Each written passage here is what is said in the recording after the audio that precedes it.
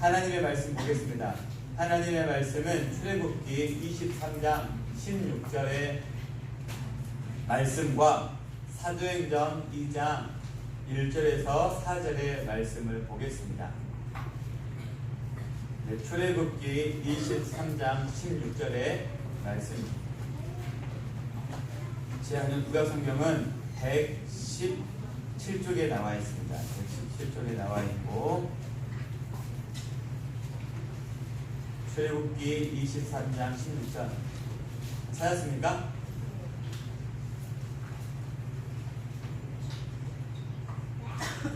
출애굽기 23장 16절을 찾아서 손가락을 끼워놓고,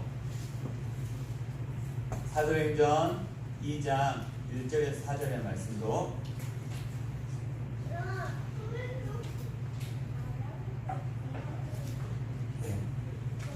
신약성경 목사님 성경책은 188페이지에 나와 있는데, 찾은 줄 알고 우리 출애굽기 23장 16절의 말씀을 우리 같이 한 목소리로 크게 읽도록 하겠습니다. 천천히 읽겠습니다. 자, 몇 구절을 지키라. 시작. 몇 구절을 지키라. 이는 내가 수고하여 밭에 뿌린 것에 첫 열매를 거두리라.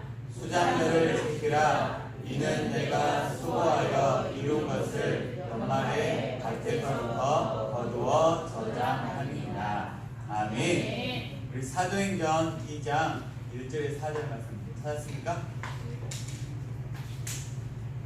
사도행전 말씀은 못 찾은 우리 교육 친구들은 앞에 보시면 되겠습니다. 신약성경 188쪽에 있습니다. 자, 우리 1절은 교회학교 친구들, 2절은 어른들, 3절은 교회학교 친구들, 4절은 다 같이 1절 교회학교 친구들부터 읽겠습니다. 1절 시작. 오순절 날이 이미 이름에 그들이 다 같이 한 곳에 모였더니 하늘로부터 가고 강한 바람 같은 소리가 있어 그들이 앉은 온 집에 가득하며 마치 불의 혀처럼 갈라지는 것들이 그들에게 보여 각 사람 위에 하나씩 임하였더니 그들이 다 성령의 충만함을 받고 성령이 권하게 하심을 따라 다른 언어로 언어를 주셨습니다. 아멘. 할렐루야. 아멘. 하나님의 큰 은혜가 예배자리에 나온 모든 믿음의 식구들 가운데 함께하기를 간절히 소망합니다. 아멘. 질문 하나 드려볼까요? 교회학교 친구들, 여러분들이 지금 살면서 많이 살진 않았지만 살면서 내가 이것만큼은 꼭 기억하고 싶다. 과거에 있었던 일이에요. 이것만큼은 꼭 기억해야 될 것 같다. 이것을 기억하면 참 좋을 것 같다. 뭐 없습니까? 준서야. 추억. 그거 벌써 말하면 안 되는데. 어떤 분이 이 이야기를 가지고 글을 썼는데 재밌게 쓰려고 했던 것 같아요. 살면서 꼭 기억해야 할 것이라고 하는 그 말씀. 하준아, 너는 오늘 목사님 더 강한 것 같아. 살면서 꼭 기억해야 할 것을 몇 가지 리스트를 뽑아봤는데, 첫 번째가 뭐였냐면 119였어요. 119. 살면서 꼭 기억해야 할 것. 119. 왜 그런지 이해가 아시죠? 두 번째가 뭐였냐면 집, 현관, 비밀번호. 그리고 세 번째가 뭐였냐면 꿈에 나타나는 번호 6개. 뭔지는 모르겠지만 그렇게 했었고, 이분이 마지막에 여담을 하는 말이 하준이 말이었어요. 살면서 꼭 기억해야 할 것이라고 한다면 추억이라고 말했습니다. 추억.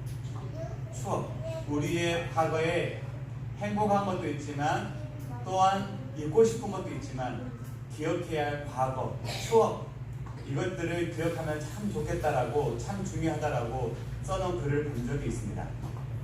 말씀을 준비하면서도 이 부분에 대해서 공감이 많이 갔습니다. 우리가 우리의 믿음의 과거를 기억하면서 우리가 어떤 것을 기억하는 것이 좋은가?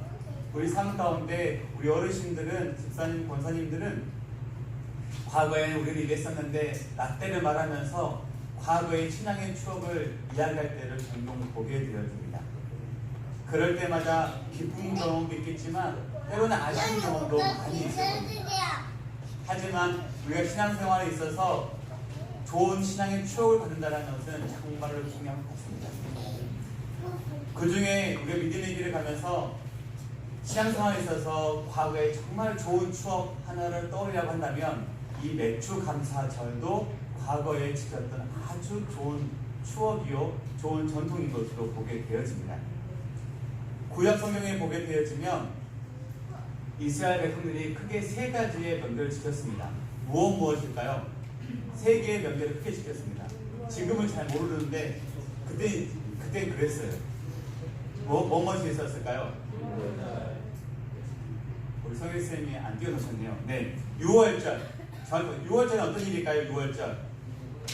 6월절은 옛날 아주 먼 옛날에 이스라엘 백성들이 이집트에 종으로 살 때에 이스라엘 백성들이 이집트를 탈출하기 전날 밤에 하나님께서 이집트의 장남들을 다 죽이려고 했는데 이스라엘 백성들의 집에 어린 양의 피를 문설주에 바르면 그것이 표시가 되어서 그냥 지나갔다라는 그 것을 유래해서 6월절 넘어갔다라고 해서 6월절이라고 하는 명절을 이스라엘 백성들은 크게 지켰습니다.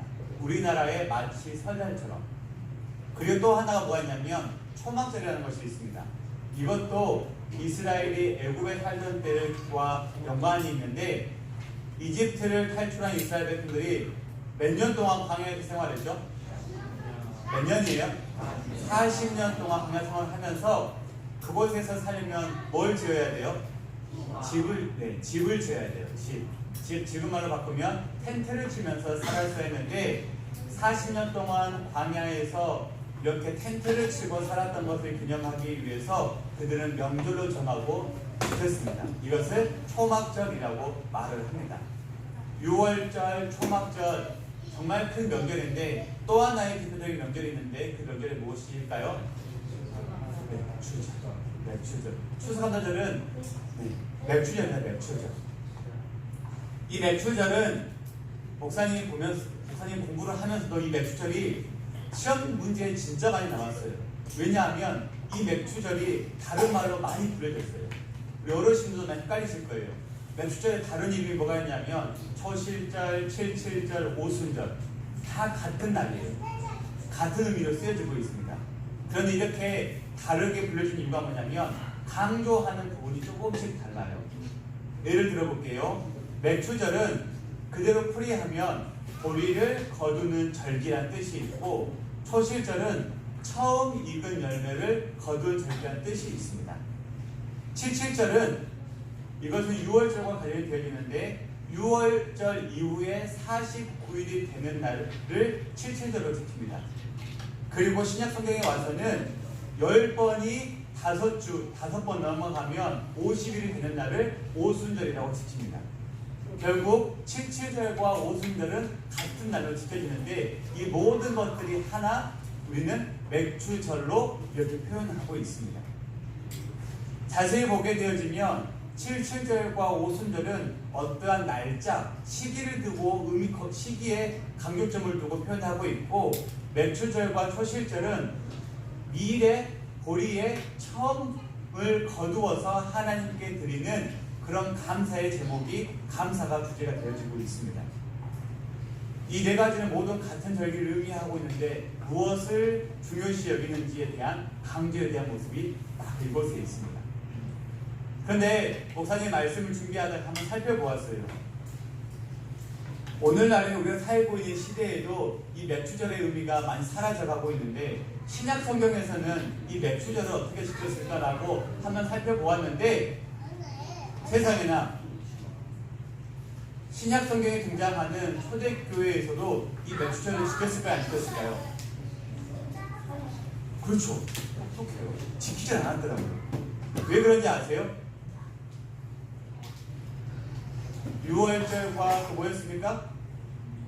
6월절, 초막절, 맥주절 이런 모든 절기들은 다 폐지되었습니다.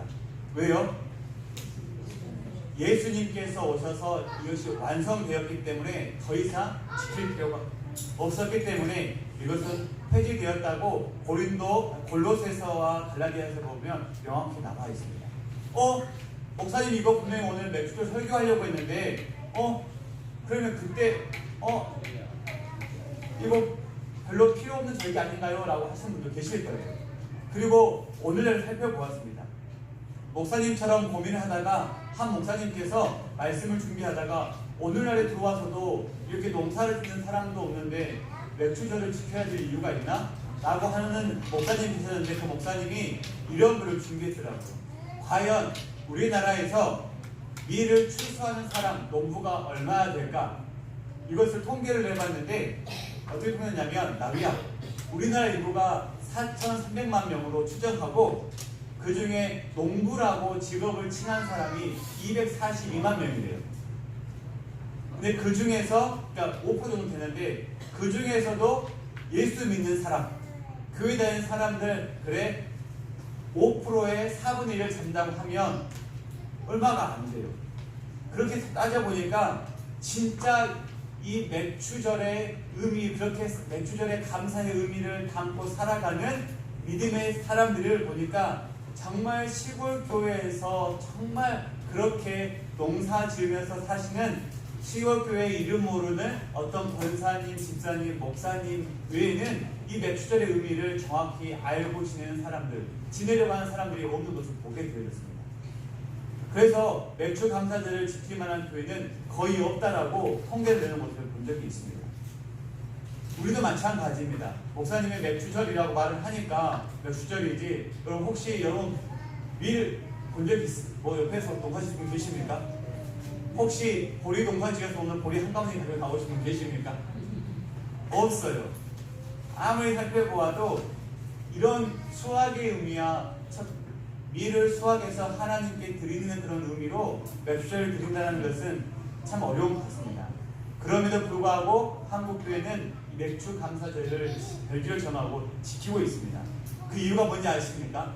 오늘은 그 이유에 대해서 간단하게 이야기를 나눠보고자 합니다.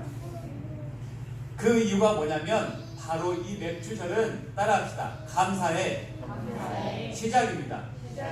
하준아, 뭐의 시작이라고요? 감사의 시작이라고. 준서야, 뭐의 시작이라고? 오, 하은아, 뭐의 시작이라고요? 오, 하음아, 뭐의 시작이라고? 목사님 자꾸 반복하는 이유는 적으란 말입니다. 감사의 시작이라요. 감사의 시작. 어떤 감사의 시작이냐면 첫 번째가 모든 것이 하나님께로부터 왔다는 하나님께 감사의 표현을 하는 그런 시작이 되는 것입니다. 보리와 밀 지금 우리와 상관없습니다. 하지만 우리는 아니지만 저 시골 어느 곳에서는 믿음의 농부들이 이 모든 것들을 주신 분이 하나님이라는 사실을 인정하고 이것이 하나님께로 왔다는 사실을 인정하고 지금 수확에서 하나님께 보리 한 가마니를 드리는 마음으로 예배한 분들이 있다는 것입니다. 우리에게 이렇게 많은 곡식과 열매를 주심에 감사하는 의미가 바로 이 맥주절 감사의 가장 근본적인 의미가 담겨져 있습니다. 지금 우리와는 보리도 없고 밀도 없어서 상관없지만 우리 눈에 보이지 않지만 언젠가 우리가 함께 예배할 그 믿음의 어른들, 시골 어느 곳에 있는 목사님은 정말 이 맥주 감사주의를 정말 감사함으로 하나님께 드리고 있다는 사실을 있다는 겁니다. 네?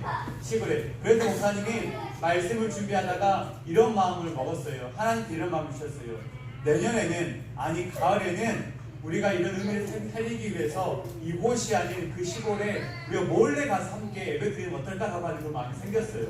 진짜 맥주 감사절에 예배를 드리고 있는 그분들과 함께 예배 드리는 건 어떨까라고 하는 마음이 생겼는데 목사님 마음이 어떨지 모르겠습니다. 가을에 한번 기대해보세요. 아무튼 그렇게 감사의 표현이 시작되어지고 모든 것들이 하나님께로 왔음에 하나님께 드린다라고 하는 감사의 시작이 바로 그 맥주절에 있는 것입니다. 두 번째는요, 이것은 77절과 관련이 있는데 따라합시다. 말씀을 주심의 감사의 표현입니다. 77절은 어떤 날이냐면 어떤 날이냐면 구약에서 모세가 십계명을 받은 날로 지킨 날이 특수적이었어요. 하나님께서 모세를 통해서 이스라엘 백성들에게 말씀을 주셨어요. 이 말은 너희들이 이제 구원받았으니 구원받은 백성은 하나님의 말씀으로 살아야 한다라고 이하나 목사님이 말한 것이 아니고 누가 말했을까? 엎드려. 그렇지. 누가 말했냐면 하나님의 말씀이었어요. 그 말씀을 하나님께서 이하에게 줬단 말이에요. 그래서 사람들은, 믿음의 백성들은, 하나님의 백성인 나는 이제 그 하나님의 말씀을 받은 대로 살아가야 한다라고 하는 말씀을 주심의 감사의 표현이 이 맥주 감사절에 있는 것을 보게 되어집니다. 다시 한번 따라합시다. 말씀을 주심에 감사합니다. 그 의미가 이곳에 있다는 것입니다. 그리고 마지막 세 번째는 함께 따라야 할까요? 하나님의 교회에 교회 표창도만 할까요? 하나님의 교회의 시작입니다. 뭐의 시작이라고요? 하나님의 교회. 교회의 시작이 맥주절인 것을 볼 수 있습니다. 우리 사도행전 2장 1절부터 4절까지의 말씀을 보게 되면 우리가 잘 알고 있는 말씀이 나옵니다. 어떤 말씀이냐면 오순절 날의 이야기인데, 오순절 날의 이름에 그곳에 사람들이 모였어요. 몇 명이 모였을까요? 1명? 2명? 몇 명이 모였을까요? 목사님 세보지 않았지만 120명이 모인 것 같아요. 모여서 뭐 했을까요? 뭐 했을까요?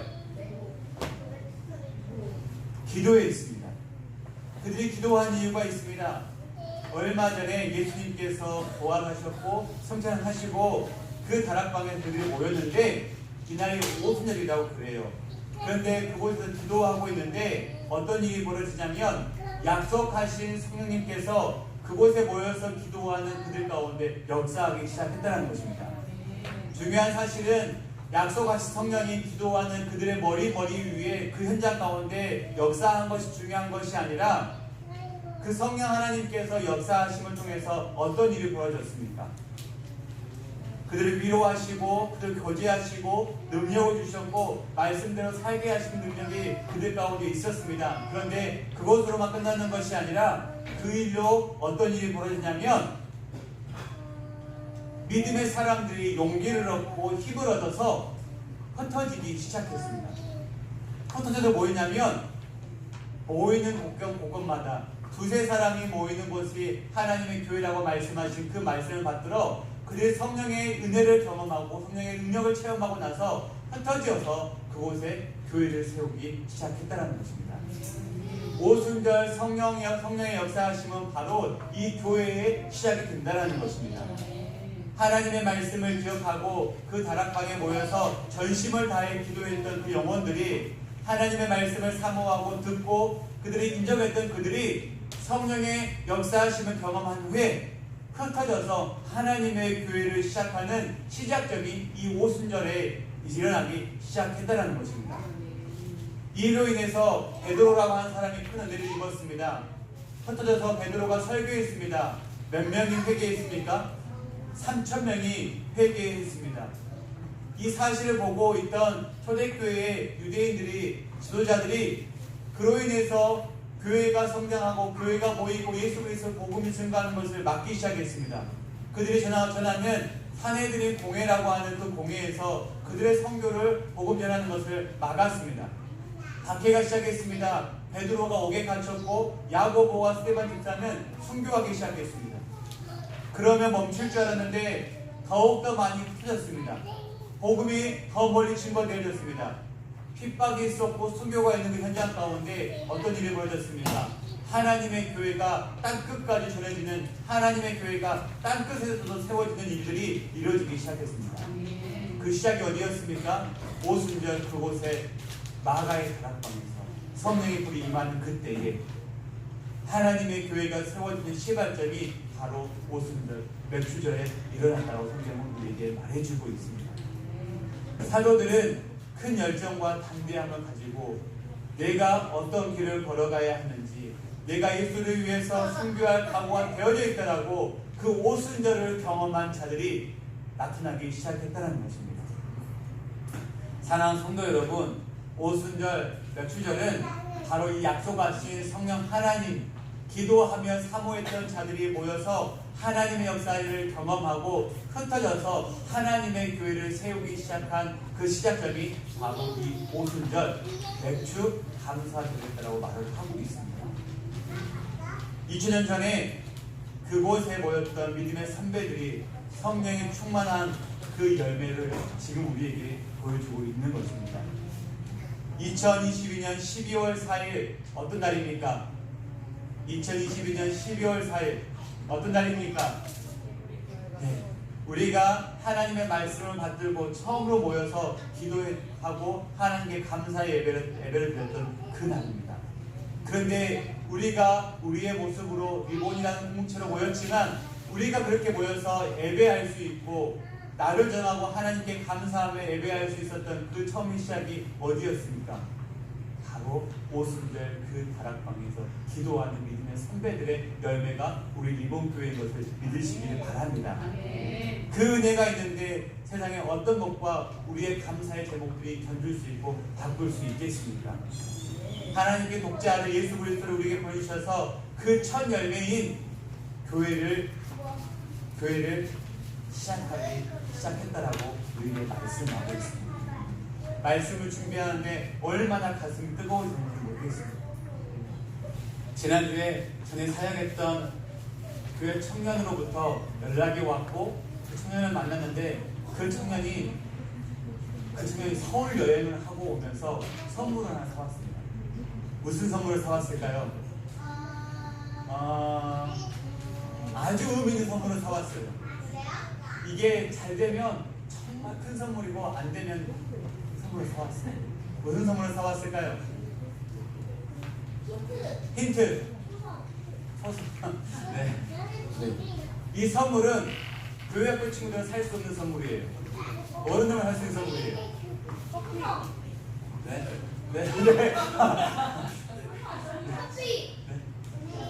아닙니다. 네, 선물을 받았는데 아주 조그만한 봉투를 들고 왔어요. 목사님 선물이에요. 받았습니다. 어젯밤에 설교팀에서 몰래 까봤습니다. 뭐였을까요? 그러면 말했어요. 목사님 오늘 밤에 꼭 확인하셔야 된다고. 서슴없어요. 복권이었습니다. 네, 복권 선물 줬습니다. 긴장하는 마음으로 어젯밤에 한번 검색해 보았습니다. 혹시나 싶어서. 어땠을까요? 잘 보이십니까? 어땠을까요? 성인 형제 제일 기뻐하는 것 같아요. 기대됩니까? 결과 궁금하시면 오늘 밤 저희 빛이 모이시기 바랍니다. 같이 모여서 한번 뜨겁게 기도하면서 맞춰보시죠. 중요한 것은 됐든 안 됐든지 이걸 중요한 것이 아니라 안 되는데 만약 이것이 되었다 한다 할지라도 말씀 중에서 이런 생각을 했습니다. 돼서 내게 주는 그런 감사와 기쁨이 있어도 초대교회의 믿음의 선배들의 성 충만함과 이것이 비교가 될까라고 하는 생각이 들었습니다. 초대교회 믿음의 선배들은 그곳에 기도함으로 성령 충만함을 경험하고 그들로 하여금 선교자가 나타나고 복음의 증거자들이 나타나고 그로 인해서 교회가 세워지고 우리 리본교회가 세워진 모습들을 보면서 이 어떤 것들로 우리의 기쁨을 빼앗아갈 수 있을까? 비교할 수가 없었습니다. 말씀을 정리해 볼까요? 맥주 감사절은 다른 것이 담겨져 있지 않습니다.